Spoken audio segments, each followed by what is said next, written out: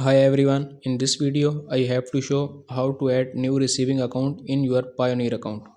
First of all, go to Payoneer and log in your account. Here you can see an option get paid. Click on this option. After clicking, you have to see a new option called receiving account.